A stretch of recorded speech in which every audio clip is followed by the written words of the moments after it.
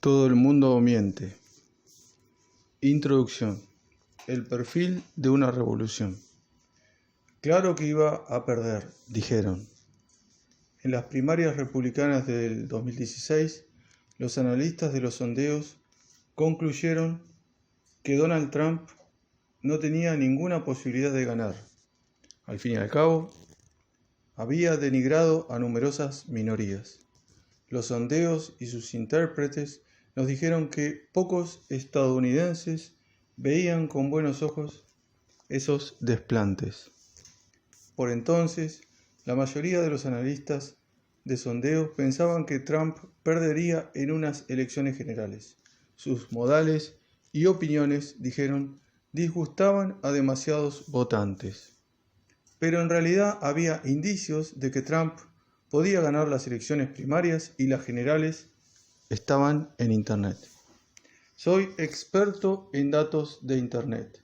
Todos los días rastreo las huellas digitales que se dejan al transitar por la red.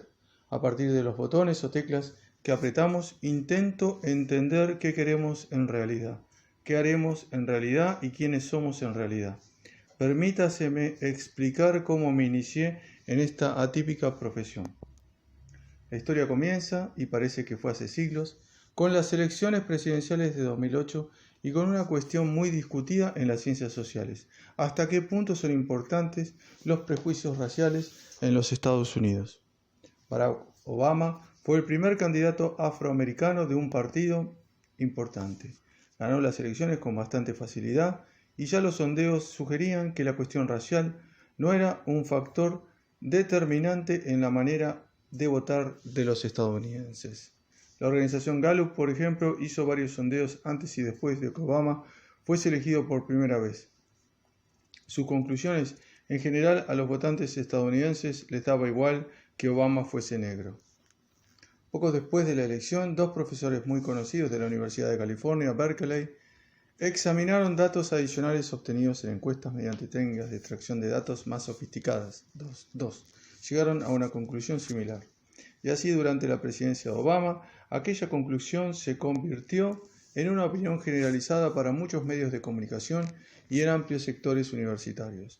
Las fuentes que los medios y los científicos sociales habían utilizado durante más de 80 años para comprender el mundo nos decían que a la inmensa mayoría de los estadounidenses le daba igual que Obama fuese negro a la hora de decidir si debía ser su presidente.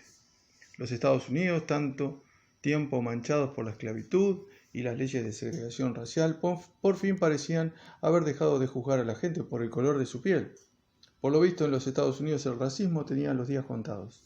De hecho, algunos comentaristas incluso declararon que vivíamos en una sociedad posracial. 3. En 2013 yo era un estudiante de posgrado en economía, perdido en la vida y hastiado de mi campo. Estaba seguro, incluso hasta la petulancia, de entender bastante bien el funcionamiento del mundo, los deseos y las preferencias de la gente en el siglo XXI. Ante la cuestión de los prejuicios, me permitía creer sobre la base de mis lecturas en materia de psicología y ciencias políticas que el racismo explícito se limitaba a un porcentaje restringido de estadounidenses, en su mayoría republicanos conservadores, que vivían en el sur profundo. Y entonces descubrí Google Trends.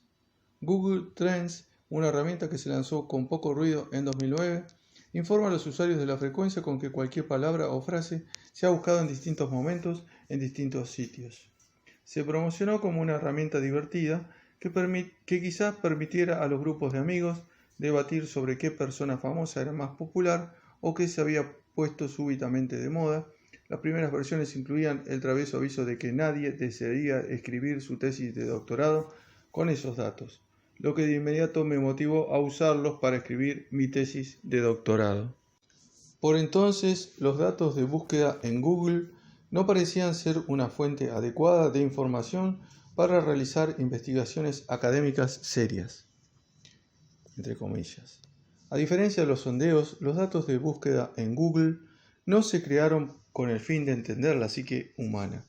Google se inventó para que la gente pudiera averiguar cosas sobre el mundo, no para que los investigadores pudieran averiguar cosas sobre la gente.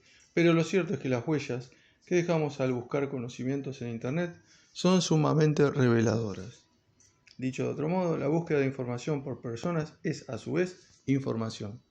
El cuándo y el dónde se buscan hechos, citas, chistes, lugares, nombres, cosas o ayuda, en efecto, pueden decirnos mucho más sobre los deseos, pensamientos y temores reales de lo que se creía. Y eso es especialmente cierto porque la gente a veces no solo pide datos a Google, sino que también se confiesa al buscador. Odio a mi jefe, estoy borracho, mi padre me ha pegado. La acción cotidiana de escribir una palabra o frase en una caja compacta y rectangular blanca deja un pequeño rastro de verdad que, multiplicado por millones, acaba revelando realidades profundas. La primera palabra que ingresé en el Google Trend fue Dios. Descubrí que los estados en los que se hacían más búsquedas con la mención de Dios eran Alabama, Mississippi y Arkansas, los estados mayormente evangélicos. Además, esas búsquedas son más frecuentes los domingos. Nada de ello era sorprendente, pero el hecho de que los datos de búsqueda pudieran revelar un patrón tan claro me intrigó. Probé con Knicks, el equipo de baloncesto neoyorquino, que casualmente se busca sobre todo en Nueva York, otra obviedad. Después escribí mi nombre. Tu búsqueda no tiene suficientes datos para mostrar resultados, me informó Google Trends. Google Trends, descubrí, arrojaba datos solo cuando mucha gente hacía una misma búsqueda. Pero las búsquedas en Google no solo tienen la capacidad de decirnos que Dios es popular en el sur de los Estados Unidos, los Knicks en New York y yo en ningún sitio. Cualquier sondeo diría lo mismo. Los datos de Google son poderosos porque la gente le cuenta al gigantesco motor de búsqueda cosas que no le contarían a nadie más. Pensemos, por ejemplo, en el sexo, un tema que investigaré con lujo de detalles más adelante en este libro. Los sondeos no son fiables a la hora de decirnos la verdad sobre nuestras vidas sexuales. Analicé los datos de la General Social Survey, que se considera una de las fuentes más influyentes y fidedignas de información sobre las conductas de los estadounidenses. 5. De acuerdo con los datos de esa encuesta, cuando se trata de relaciones heterosexuales, las mujeres dicen en promedio que tienen relaciones sexuales 55 veces por año y utilizan un preservativo el 16% de las veces. Eso da unos 1.100 millones de preservativos usados por año, pero los hombres heterosexuales declaran usar 1.600 millones de preservativos al año. Ambas cifras, por definición, deberían ser iguales. ¿Quién dice la verdad, los hombres o las mujeres? En realidad, nadie. De acuerdo con Nielsen, la compañía global de gestión de información acerca de lo que ve y compra el consumidor, por año se venden menos de 600 millones de preservativos, 6. Así que todo el mundo miente. La cuestión es cuánto. Las mentiras están muy extendidas. Los hombres que nunca han estado casados afirman usar una media de 29 preservativos por año. Eso ascendería a una cifra mayor que el total de los preservativos vendidos en los Estados Unidos a los casados y solteros juntos. También la gente casada, con toda probabilidad, exagera el número de relaciones sexuales que tiene. En promedio, los hombres casados de menos de 65 años dicen que tienen relaciones una vez por semana. Solo el 1% de ellos dice que lleva un año sin tener relaciones sexuales. Las mujeres casadas dicen que tienen menos relaciones, aunque no muchos menos. La búsqueda en Google proporciona un retrato mucho más vívido y, a mi entender, más exacto del sexo en el matrimonio. En Google, la queja más frecuente vinculada con el matrimonio es la falta de relaciones sexuales. Las búsquedas de matrimonio sin sexo son 3 veces y media más numerosas que matrimonio infeliz y 8 veces y media más que matrimonio sin amor. Incluso las parejas que no están casadas se quejan con bastante frecuencia de que no tienen suficientes relaciones. Las búsquedas en Google de relación sin sexo solo van por detrás de relación abusiva. Estos datos, debo recalcar, se presentan siempre de forma anónima. Por supuesto, Google no aporta información sobre las búsquedas de ningún individuo particular. Por otra parte, las búsquedas en Google presentaban un retrato de los Estados Unidos sumamente diferente de la utopía posracial esbozada en los sondeos. Recuerdo la primera vez que escribí nigger, en Google Trends. Se dirá que soy un ingenuo, pero dado lo incendiaria que es la palabra, estaba bastante convencido de que la búsqueda no tendría muchos datos. Me equivocaba por completo. En los Estados Unidos la palabra negrata, o su plural negratas, sumaba más o menos el mismo número de búsquedas que Migrañas, Economista y Lakers. Me pregunté si las búsquedas de letras de rap sesgaban los resultados, pero no. La grafía utilizada en las canciones de rap es casi siempre niggas, no niggers. Así pues, ¿por qué los estadounidenses buscaban negrata? A menudo buscaban chistes que se burlaban de los afroamericanos. De hecho, el 20% de las búsquedas con la palabra negrata también incluía la palabra chistes. Otras búsquedas frecuentes incluían negratas estúpidos y odio a los negratas. Hay millones de esas búsquedas por año. En la privacidad de sus hogares, un importante número de estadounidenses hacían indagaciones escandalosamente racistas. Cuanto más investigaba, más perturbadora resultaba ser la información. La noche en que Obama fue elegido por primera vez, cuando muchos de los comentarios se centraron en elogiar a Obama y destacar el carácter histórico de las elecciones, alrededor de 1 de cada 100 búsquedas en Google de la palabra Obama incluía también KKK o negratas. Puede parecer una cifra no muy alta, pero piénsese en los miles de motivos no racistas que había para buscar en Google el nombre de aquel inesperado político joven con una familia encantadora que estaba por tomar posesión del cargo más poderoso del mundo. La noche de las elecciones, las búsquedas de Stormfront y las inscripciones en ese sitio nacionalista blanco que goza de una sorprendente popularidad en los Estados Unidos fueron más de 10 veces mayores de lo normal. 7. En algunos estados hubo más búsquedas de presidente negrata que de primer presidente negro. 8. La maldad y el odio quedaban ocultos en las fuentes tradicionales de información, pero saltaban a la vista en las búsquedas que hacía la gente en Internet. Esas búsquedas son difíciles de conciliar con una sociedad en la que el racismo es un factor pequeño. En 2012 yo conocía a Donald Trump sobre todo como hombre de negocios y animador de reality shows. Ni a mí ni a nadie se le había pasado por la cabeza que 4 años después sería un candidato presidencial serio. Pero esas horribles búsquedas no son difíciles de compaginar con el éxito de un candidato que, con sus ataques a los inmigrantes y sus muestras de ira y resentimiento, a menudo alimenta las peores inclinaciones de la gente. Las búsquedas en Google también demostraban que en gran medida nos equivocábamos sobre la ubicación del racismo en Estados Unidos. Los sondeos y la opinión popular situaban el racismo moderno sobre todo en el sur y mayormente entre republicanos, pero entre los lugares con mayores tasas de búsquedas racistas figuraban el norte del estado de Nueva York, el oeste de Pensilvania, el este de Ohio, la zona industrial de Michigan y la zona rural de Illinois, así como Virginia Occidental, el sur de Luisiana y Mississippi. La verdadera línea divisoria, según sugerían los datos de búsquedas en Google, no estaba entre el sur y el norte, estaba entre el este y el oeste. Uno no encontraba estas cosas muy al oeste de Mississippi, y el racismo no se limitaba a los republicanos. De hecho, las búsquedas racistas no eran más numerosas en lugares con un alto porcentaje de republicanos que en lugares con un alto porcentaje de demócratas. Dicho de otro modo, las búsquedas en Google ayudaban a trazar un nuevo mapa del racismo en los Estados Unidos, y ese mapa tenía un aspecto diferente del que cualquiera hubiera creído. Los republicanos afincados en el sur podían ser más proclives a admitir el racismo, pero muchos demócratas del norte albergaban actitudes similares. 4 años más tarde, dicho mapa sería clave para explicar el éxito político de Trump.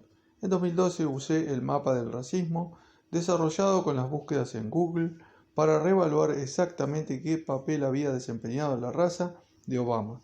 Los datos eran claros. En las zonas del país con un alto número de búsquedas racistas, Obama salió mucho peor parado que 4 años antes John Kerry, el candidato presidencial demócrata blanco. Ningún otro factor en esas áreas, incluidos los niveles de educación, edad, asistencia a misa o posesión de armas, explicaba la diferencia. Las búsquedas racistas no predecían un mal resultado de ningún otro candidato demócrata, solo el de Obama. Y en los resultados iba implícito un efecto a gran escala. Obama perdió alrededor de 4 puntos porcentuales en todo el país solo debido al racismo explícito. Aquella era una cifra mucho más alta de la que cabía esperar de acuerdo con los sondeos.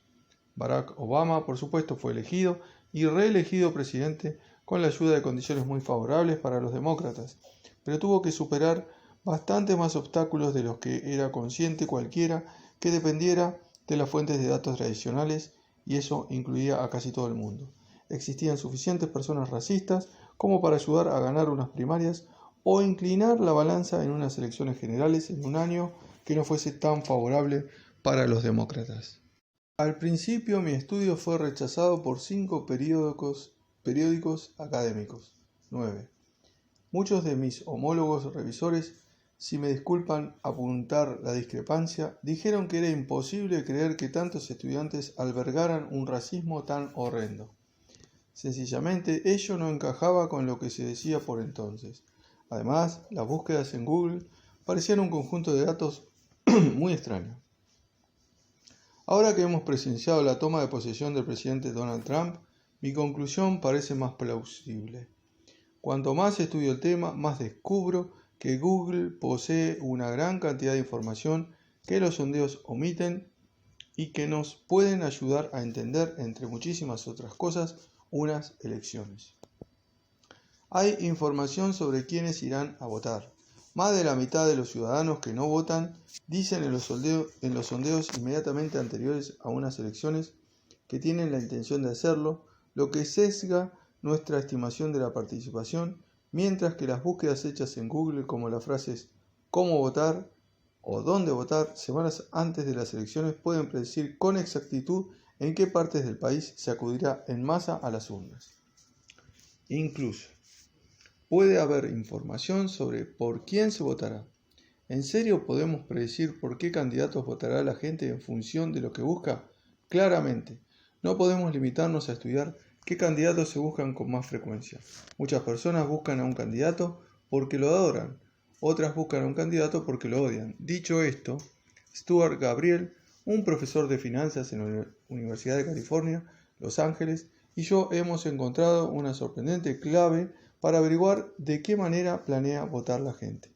Un gran porcentaje de las búsquedas relacionadas con las elecciones incluyen preguntas sobre los nombres de 2 candidatos. Durante la contienda de 2016 entre Trump y Hillary Clinton, había gente que buscaba sondeos Trump-Clinton. Otra buscaba los platos fuertes del debate Trump-Clinton. De hecho, el 12% de las búsquedas con Trump también incluía la palabra Clinton.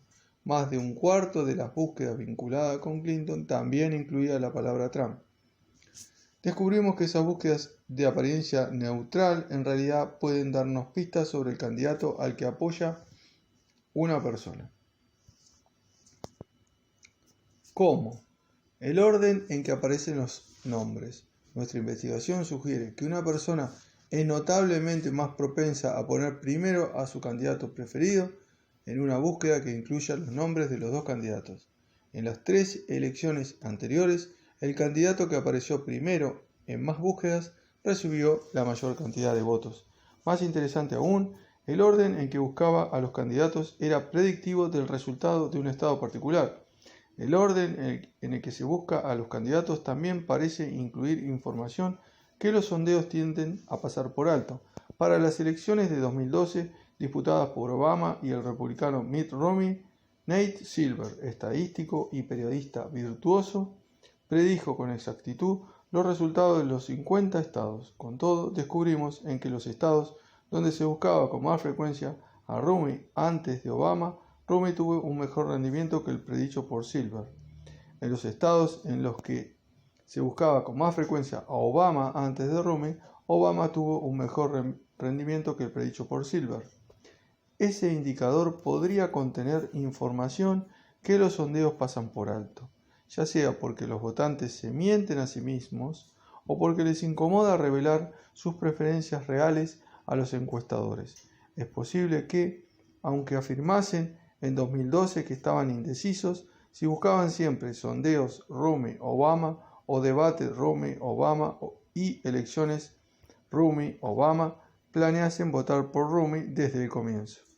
¿Predijo Google a Trump? Bueno, aún nos queda mucho trabajo por hacer, y deberán sumárseme a la tarea muchos investigadores antes de que sepamos cómo optimizar los datos de Google para predecir los resultados de unas elecciones. Se trata de una ciencia nueva y solo hemos contado con estos datos para unas pocas elecciones. Por cierto, con ello no quiero decir que estemos preparados ni que alguna vez vayamos a estarlo para prescindir de las encuestas de opinión pública como herramientas que ayudan a predecir las elecciones.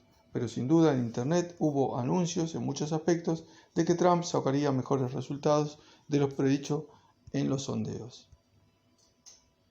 Durante las elecciones generales hubo indicios de que el electorado podría favorecer a Trump.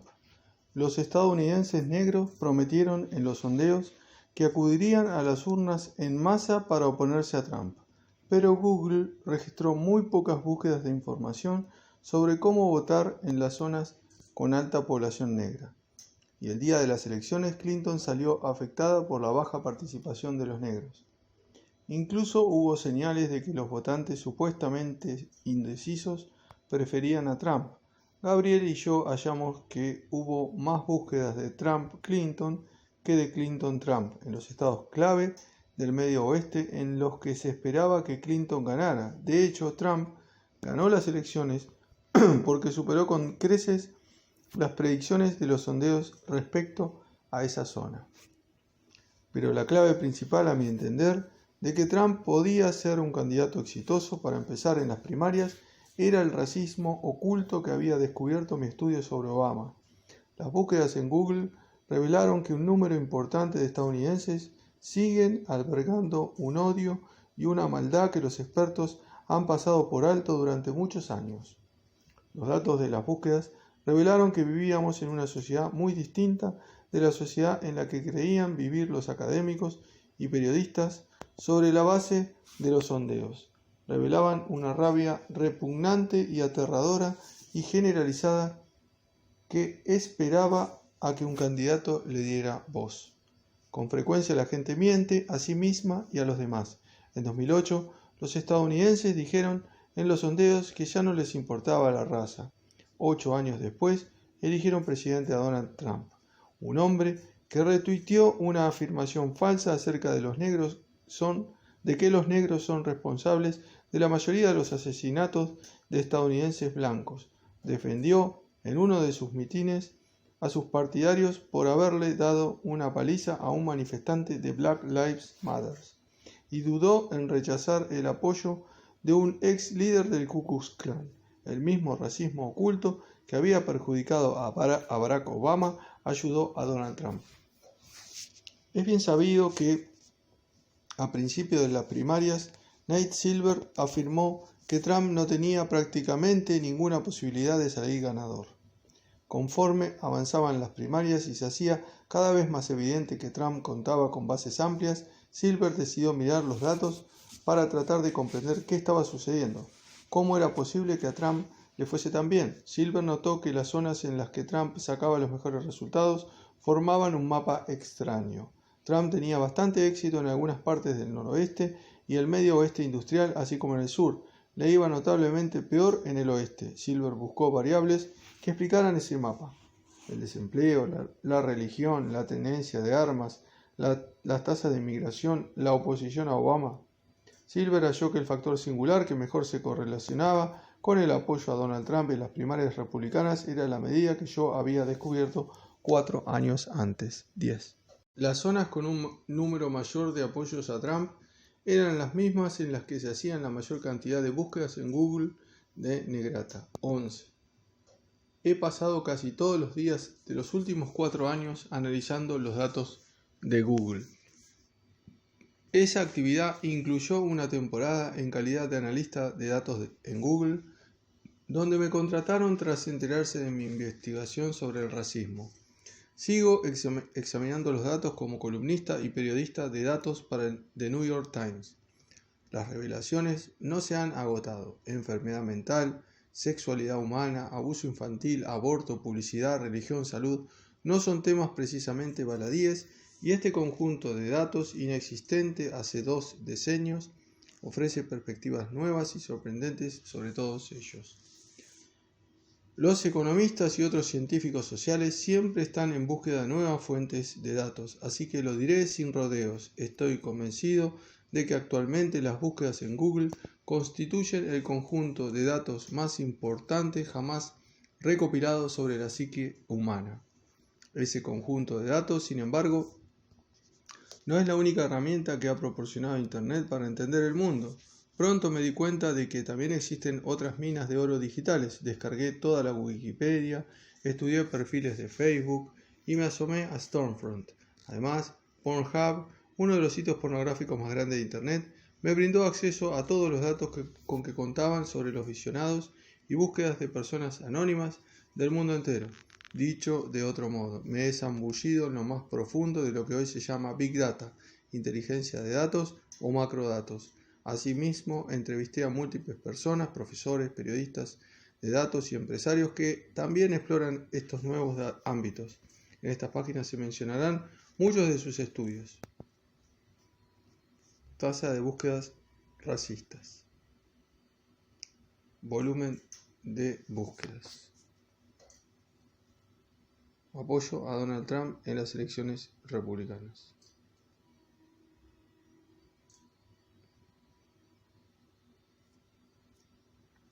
Pero antes una confesión. No voy a dar una definición precisa de macrodatos. ¿Por qué? Porque se trata de un concepto inherentemente vago. ¿Cuán macro es lo macro? Constituyen 18.462 observaciones microdatos y 18.463 observaciones macrodatos. Prefiero adoptar una perspectiva inclusiva de cuáles son los requisitos. Si bien la mayoría de los datos que manejo proceden de Internet, también me remitiré a otras fuentes. Estamos en una eclosión en cuanto a la cantidad y calidad de información disponible de todo tipo. Buena parte de la nueva información pasa por Google y las redes sociales. Parte de ella es producto de la digitalización de información que antes permanecía encerrada en armarios y archiveros. Parte se debe al aumento de los recursos dedicados a las investigaciones de mercado. Algunos de los estudios mencionados en este libro no utilizan en absoluto conjuntos de datos enormes, sino que adoptan enfoques nuevos y creativos de los datos, enfoques que son cruciales en una era que rebosa de información. Así las cosas, ¿cuál es exactamente la capacidad de los macrodatos? Piénsese en toda la información dispersa en línea en un día cualquiera. De hecho, contamos con un número sobre cuánta información hay. En un día cualquiera de principios del siglo XXI, los seres humanos generan 2,5 millones de billones de bytes de datos. 12. Y esos bytes son pistas. Un jueves por la tarde una mujer se aburre, búsqueda en Google, chistes divertidos decorosos. Revisa su correo electrónico, entra en Twitter, busca en Google chistes sobre negratas. Un hombre se siente triste, busca en Google síntomas de depresión y artículos sobre la depresión, juega una partida de solitario. Una mujer ve en Facebook el anuncio de compromiso de una amiga, la mujer que es soltera bloquea a la amiga. Un hombre se toma un descanso mientras busca en Google datos sobre la NFL y sobre el rap para preguntar al motor de búsqueda. ¿Es normal soñar con besar a otros hombres? Una mujer hace clic en un artículo de BuzzFeed que muestra los 15 gatos más monos. Un hombre ve el mismo artículo sobre gatos, pero en su pantalla se llama los 15 gatos más adorables. No hace clic. Una mujer busca en Google, ¿es mi hijo un genio? Un hombre busca en Google, ¿cómo hacer que mi hija adelgace? Una mujer está de vacaciones con sus 6 mejores amigas, todas dicen que se lo están pasando en grande. La mujer busca a hurtadillas en Google, sentirte sola cuando no estás con tu marido. Un hombre, el marido de la mujer anterior, está de vacaciones con sus 6 mejores amigos, busca a hurtadillas en Google, señales de que tu mujer te engaña. Algunos de estos datos incluyen información que de otra manera nadie admitiría delante de otro. Si lo sumamos todo, lo mantenemos en el anonimato para asegurarnos de que no se sepa nada sobre los miedos, deseos y conductas de ningún individuo particular, y añadimos un poco de ciencia sobre datos, comenzaremos a tener una nueva visión de los seres humanos, sus conductas, deseos y naturaleza. De hecho, por grandilocuente que suene, he llegado a la conclusión de que estos nuevos datos, que están cada vez más disponibles en nuestra era digital, ampliarán radicalmente nuestra comprensión de la humanidad. El microscopio nos mostró que hay más cosas en una gota de agua de la que creemos ver. El telescopio nos mostró que hay más cosas en el cielo nocturno de las que creemos ver, y los nuevos datos digitales nos muestran que hay más cosas en la sociedad humana de las que creemos ver. Tal vez constituyen el microscopio o el telescopio de nuestra era, hacen posible percepciones importantes, incluso revolucionarias. Existe un riesgo adicional al hacer declaraciones como la anterior. No solo suenan grandilocuentes, sino también a la moda. Mucha gente ha hecho grandes afirmaciones sobre el poder de los macrodatos, pero han aportado pocas pruebas. Eso ha movido a los escépticos de los macrodatos, que también abundan, a desestimar la búsqueda de conjuntos de datos más grandes. No niego que haya información en los macrodatos, ha escrito el ensayista y estadístico Nassim Taleb. Hay mucha información. El problema, la cuestión central, es que la aguja se esconde en un pajar cada vez más enorme. 13. Así pues, uno de los principales objetivos de este libro es proporcionar las pruebas que faltan sobre lo que puede hacerse con los macrodatos. Cómo encontrar las agujas, por así decirlo, en pajares cada vez más enormes. Espero aportar suficientes ejemplos de cómo los macrodatos ofrecen nuevas perspectivas sobre la psicología y la conducta humanas, para que los lectores comiencen a percibir el perfil de algo realmente revolucionario. Alto ahí, Seth, me dirán algunos llegados a este punto. Prometes una revolución.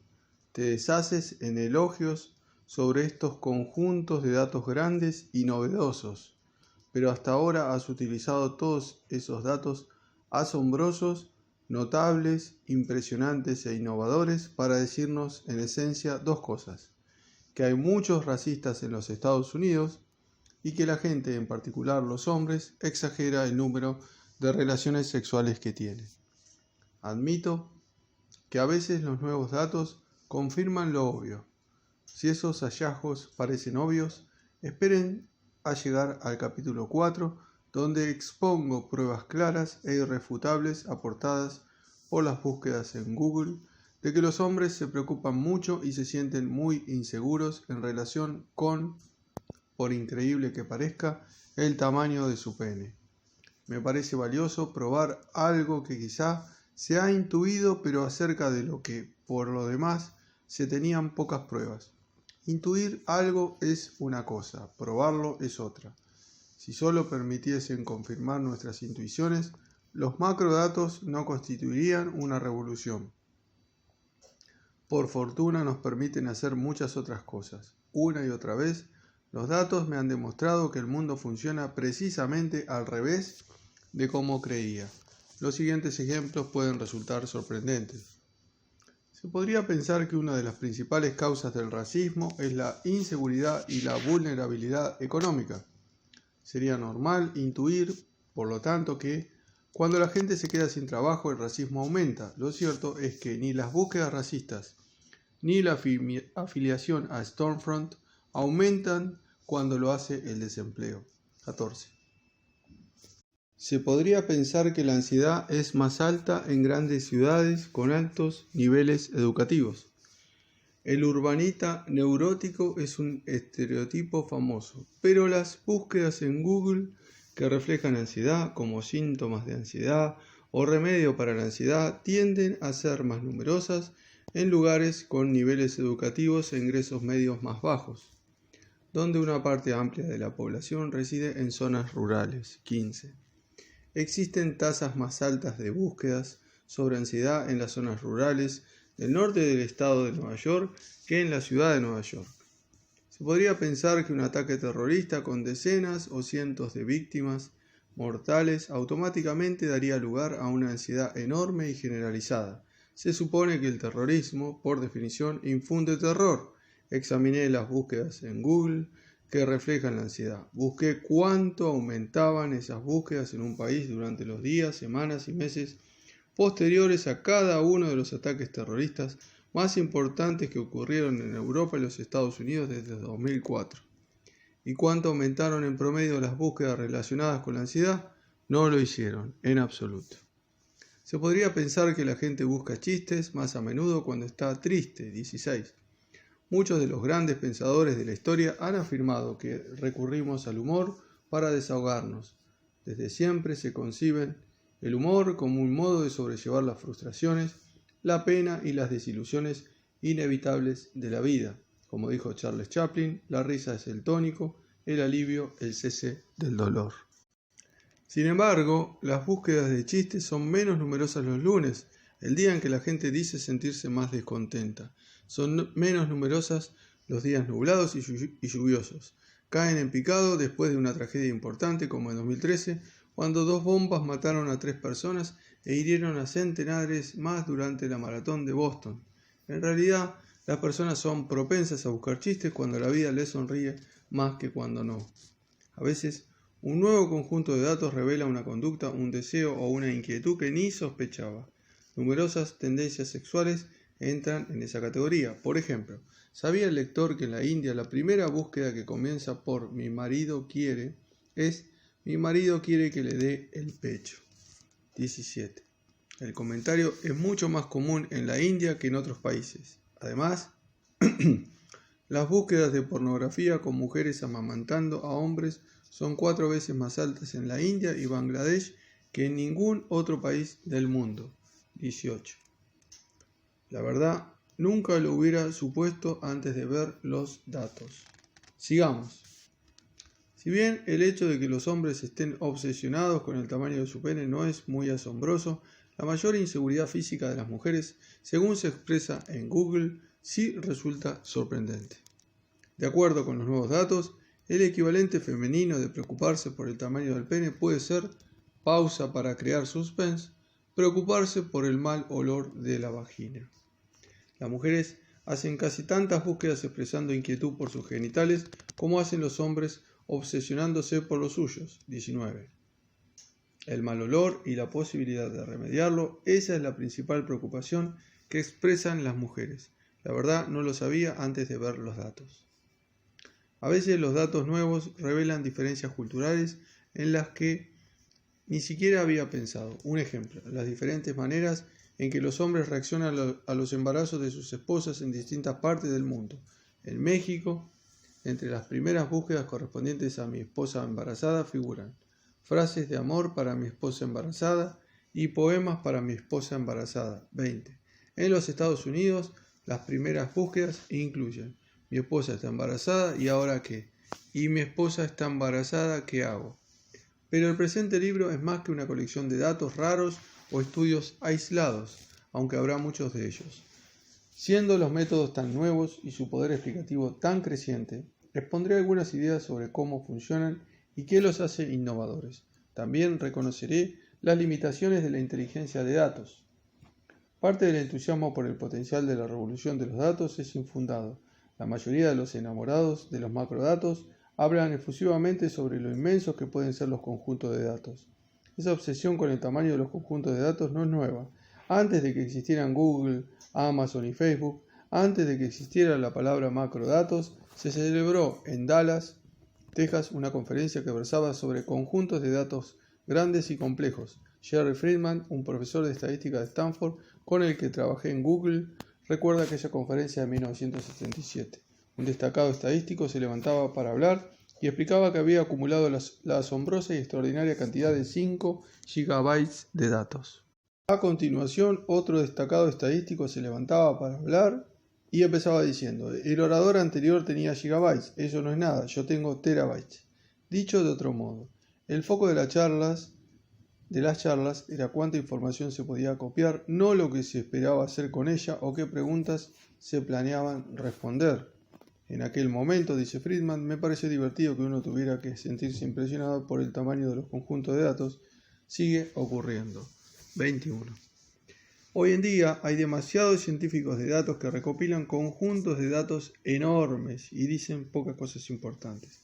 Por ejemplo, que los Knicks son populares en Nueva York. Hay demasiadas empresas ahogadas en datos, tienen montones de terabytes, pero le sacan poco provecho. Con frecuencia creo el tamaño de un conjunto de datos está sobrevalorado. Eso tiene una explicación sutil, pero importante. Cuanto mayor es un efecto, menor es el número de observaciones necesarias para notarlo. Con tocar una vez una estufa caliente nos damos cuenta de que es peligrosa. En cambio, tal vez debamos tomar café miles de veces para saber si tiende a darnos dolor de cabeza. ¿Cuál es la lección más importante? Claramente la de la estufa, pues debido a la intensidad su impacto se siente muy rápidamente con muy pocos datos. De hecho, las empresas de inteligencia de datos más perspicaces a menudo reducen sus datos. En Google, las decisiones importantes se basan en una pequeña muestra de todos sus datos. 22. No siempre se necesitan tropecientos datos para encontrar información de importancia. Se necesitan los datos adecuados. Una de las principales razones por las que las búsquedas en Google son tan valiosas no es su gran cantidad, sino la gran honestidad de la gente al hacerlas. La gente miente a sus amigos, sus amantes, a los médicos, los encuestadores y a sí misma. Pero en Google puede revelar información vergonzosa sobre, entre otras cosas, su matrimonio sin sexo, sus problemas de salud mental, sus inseguridades y su animosidad hacia la gente negra. Más importante aún, para extraer inteligencia de los datos hay que hacer las preguntas correctas, así como no puedes apuntar con un telescopio al cielo nocturno y esperar que descubra Plutón para ti, no puedes descargar un montón de datos y pedirles que te revelen los secretos de la naturaleza humana. Hay que mirar en los lugares más prometedores. Por ejemplo, las búsquedas en Google hechas en la India que empiezan por mi esposo quiere. Este libro mostrará de qué modo se pueden utilizar mejor los macrodatos y explicará en detalle por qué hacerlo puede ser tan poderoso. En el camino, el lector se enterará de lo que yo y otros ya hemos descubierto sobre cuestiones como: ¿cuántos hombres son homosexuales? ¿Funciona la publicidad?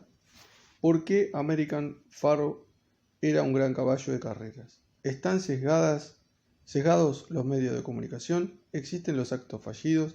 ¿Quién miente su declaración de la renta? ¿Importa a qué universidad vamos? ¿Se le puede ganar al mercado de valores? ¿Dónde es mejor criar a los niños? ¿Por qué una historia se vuelve viral? ¿De qué se debe hablar en una primera cita romántica si se quiere una segunda? Y mucho, mucho más. Pero antes de pasar a todo ello, necesitamos hacernos una pregunta más elemental. ¿Por qué necesitamos datos? Y para responderla voy a presentar a mi abuela.